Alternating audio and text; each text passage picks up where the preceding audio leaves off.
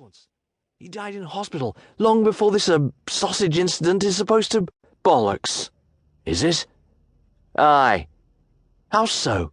His death certificate is there in the files. The police investigated his death, remember? His body was buried. I never saw no body buried. That's because you were in custody at the time.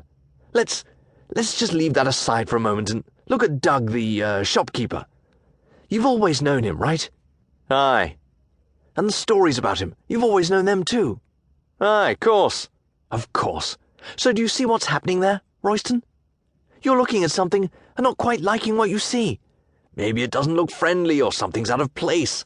Then you hear a few second-hand anecdotes about it from people who have also looked and not liked what they saw. And then you form an opinion that becomes set in stone. Second-hand what? What? You says second-hand auntie summits. Stories. That's all they are, Royston. Legends, yarns, rumours, call them what you like. They're the lifeblood of a town like Mangel. And they're never the whole truth. No smoke without summat smoking, though, is there? Maybe, maybe not. The point I'm trying to make here, though, Royston, is that... That's a nice anorak you've got there, says Doug in a friendly voice that he must have robbed off of someone. You what? Anorak?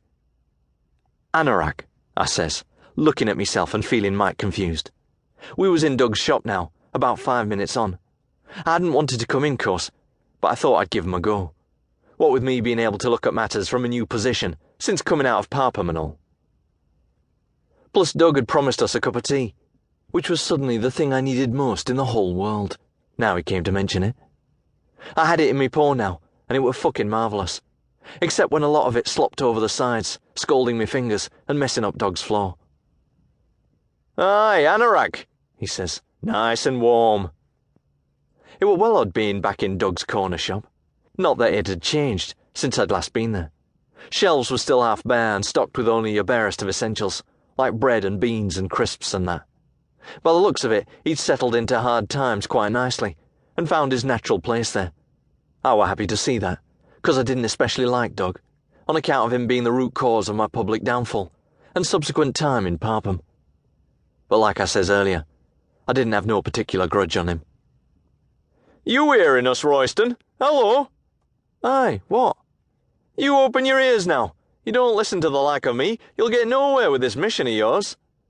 Aye, fuck's sake, I says, 'cause he sounded like he were having a go, and I were fed up of folks having a go. Mission? Never mind that now. You just listen to this, on account of it being of the utmost importitude. Right now you're going through what is commonly termed as homesickness. You're out and about in Mangel, after a period of 4 years out of it, and it's getting atop you. Especially hearing that bit of bad news there. And the thing you want most of all, though you might not readily admit him to yourself, is to get back inside that there mental asylum, where it's nice and warm and safe.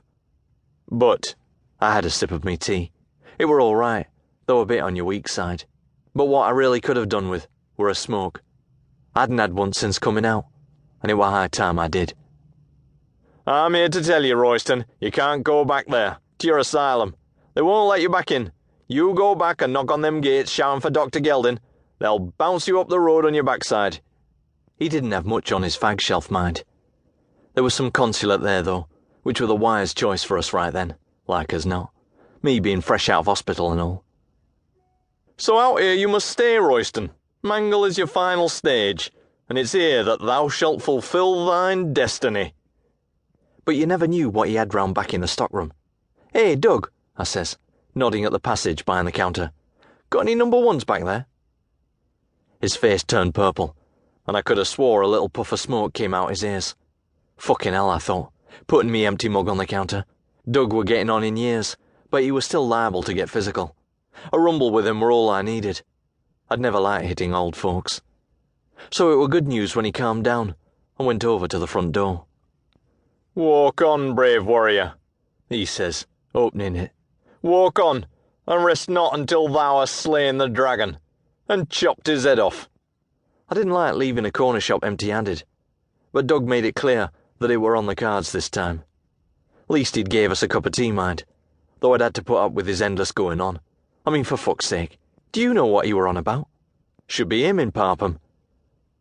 "Ta, Doug," I says, making a move. 'Cause to be fair, I did feel better for his cuppa, but it had been nice of him to welcome us home and that. I patted him on the shoulder as I went past.